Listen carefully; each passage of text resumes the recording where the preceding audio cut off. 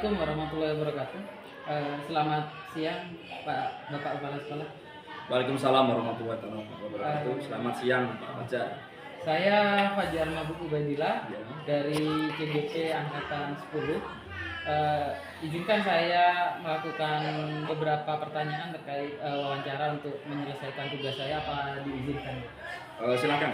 Nah, ini ada beberapa pertanyaan yang ingin saya tanyakan kepada Bapak selaku Kepala Sekolah SMA Negeri 1 Kuripan. Yang pertama, selama ini bagaimana Bapak dapat mengidentifikasi kasus-kasus yang merupakan dilema etika atau bujukan moral? Ya. Selama ini untuk mengidentifikasi kasus-kasus tersebut, saya akan melihat dari kasus yang ada dan juga akan mengidentifikasi apakah benar melawan benar ataukah benar melawan salah. Itu yang akan saya lakukan. Untuk pertanyaan selanjutnya, selama ini bagaimana Bapak menjalankan pengambilan keputusan di sekolah, terutama untuk kasus-kasus di mana ada dua kepentingan yang sama-sama benar atau sama-sama mengandung nilai kebajikan?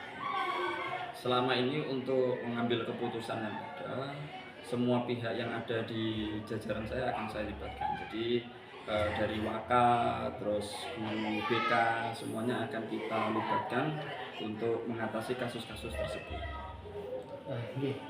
Berikutnya, langkah-langkah atau prosedur seperti apa yang biasa Bapak lakukan selama ini? Untuk langkah-langkah yang pertama kita lihat dulu kasusnya. Jadi itu termasuk kasus berat atau ringan. Jadi yang pertama kita mulai dari guru. Jadi kita guru mungkin mengidentifikasi kasusnya. Kasus itu akan naik ke tingkatan Waka. Dari Waka nanti baru ke saya. Dari saya nanti kita akan mengidentifikasi kasus-kasus tersebut dan akan menyelesaikan secara bersama. Hal-hal apa saja yang selama ini Bapak anggap efektif dalam pengambilan keputusan pada kasus-kasus dilema etika? Untuk hal-hal yang lebih efektif itu adalah bagaimana keterlibatan semua jajaran, semua guru dalam mengidentifikasi kasus tersebut. Jadi masukan dari Bapak Ibu guru itu juga akan saya gunakan untuk mengidentifikasi kasus-kasus tersebut sehingga kasus tersebut akan mudah teratasi. Berikutnya, hal-hal apa saja yang selama ini merupakan tantangan dalam pengambilan keputusan pada kasus-kasus dilema etika? Yang menjadi tantangan itu adalah mungkin ada beberapa guru yang masih kukuh dengan pandangannya sehingga itu yang kelihatannya akan susah dalam mengatasi masalah-masalah tersebut. Berikutnya Bapak, apakah Bapak memiliki sebuah tata cara atau jadwal tertentu dalam sebuah penyelesaian kasus dilema etika? Apakah Bapak langsung menyelesaikannya di tempat atau memiliki sebuah jadwal untuk menyelesaikannya? Jadi bentuk atau prosedur seperti apa yang Bapak jalankan? Kalau jadwal, saya akan melihat bagaimana kasus itu. Jadi kalau kasus itu terbilang berat, saya harus punya jadwal. Mungkin dalam waktu 2 hari atau 3 hari atau mungkin lebih baru bisa menyelesaikan. Kalau kasus itu ringan, mungkin dalam 1 hari itu bisa langsung teratasi. Begitu. Berikutnya, adakah seseorang atau faktor-faktor apa yang selama ini mempermudah atau membantu Bapak dalam pengambilan keputusan dalam kasus-kasus dilema etika? Kalau membantu itu adalah ada juga dari Bapak Ibu guru yang akan membantu kami dalam bekerja, terutama jajaran dari Waka. Itu sangat membantu sekali, mereka juga akan memberikan masukan-masukan kepada saya. Pertanyaan terakhir Bapak, dari semua hal yang telah disampaikan, pembelajaran apa yang dapat Bapak petik dari pengalaman Bapak mengambil keputusan di rumah? Pelajaran yang terpenting itu adalah saya dapat membedakan antara keputusan antara benar melawan benar dan benar melawan salah. Itu yang paling penting, sehingga dalam mengambil keputusan itu saya akan lebih matang lagi sehingga benar-benar mencapai kesepakatan atau mencapai hasil yang sangat memuaskan. begitu Bapak. Sebelumnya terima kasih banyak atas kesempatan untuk wawancara kali ini. Terima kasih banyak Bapak. Sama-sama. Sekian saya akhiri. Assalamualaikum warahmatullahi wabarakatuh. Waalaikumsalam warahmatullahi wabarakatuh. Assalamualaikum. Waalaikumsalam warahmatullahi wabarakatuh.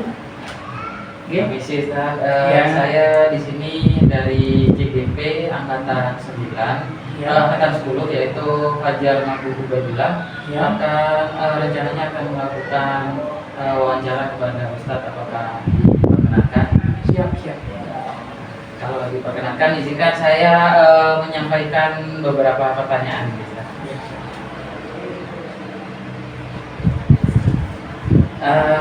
Dalam wawancara kali ini, pertanyaan pertama yang ingin saya tanyakan yaitu selama ini bagaimana Ustadz dapat mengidentifikasi kasus-kasus yang merupakan dilema etika atau rujukan moral?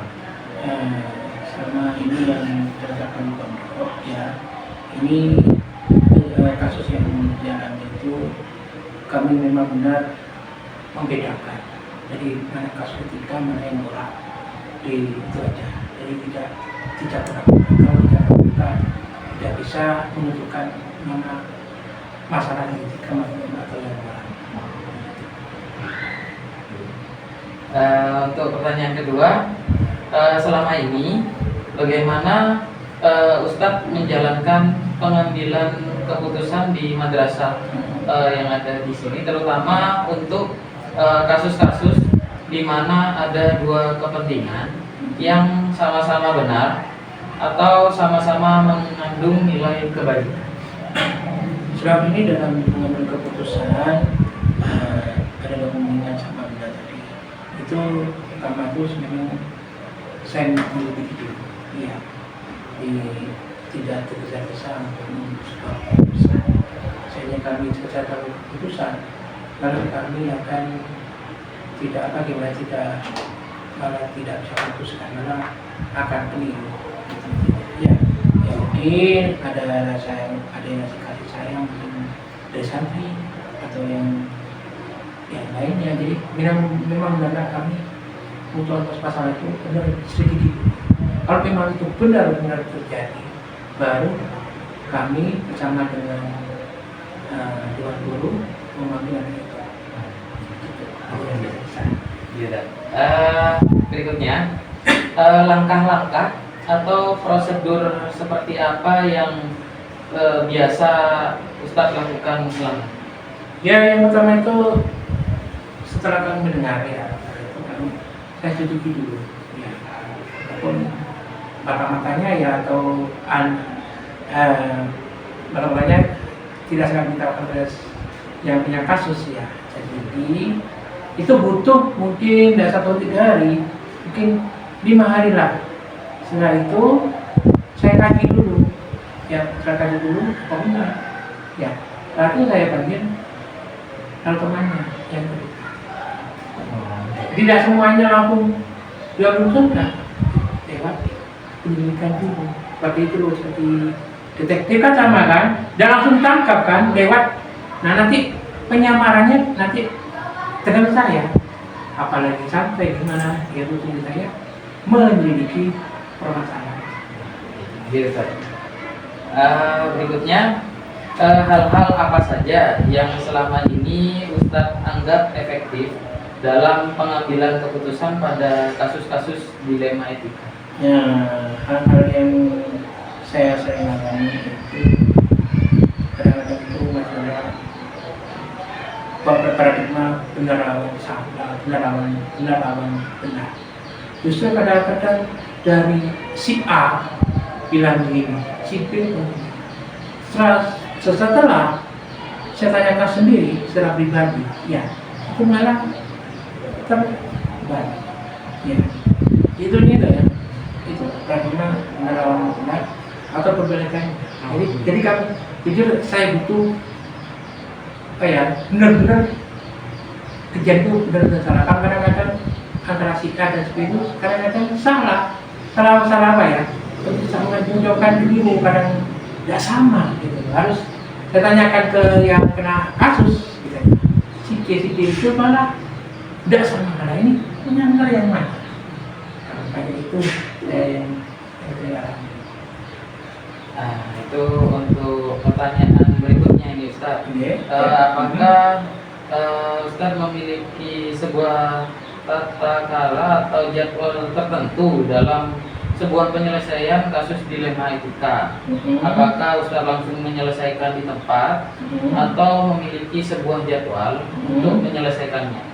Oh, Bentuk, ini bentuk atau prosedur seperti apa yang Ustaz jalankan? Nah, selama ini saya jalankan ya, tidak langsung ke orangnya. Ya, kayak semua saya mendengarkan dari personel ya, itu saya tahu orang itu, saya dekati secara pribadi ya, saya tanyakan ya, saya tanyakan benar kabarnya ini kenapa itu nanti kalau sudah terkumpul masih dari satu baru saya apa malu atau apa mengumpulkan anak itu, jadi tidak langsung ini lewat hidup dulu lah ya.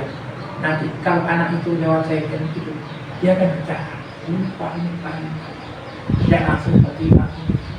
Nah, sudah ketemu nanti saya sama tim yang pulang dulu nanti di ruangan ini sudah tertutup nanti baru kita berapa. Berikutnya, adakah seseorang atau faktor-faktor apa yang selama ini mempermudah atau membantu Anda, Ustadz, dalam pengambilan keputusan dalam kasus-kasus dilema itu? Ya, ada semua yang faktor-faktor. Yang pertama dari keluarga, ya, karena Jami'ah Firdausi selaku majelis ma'arif dan sekolah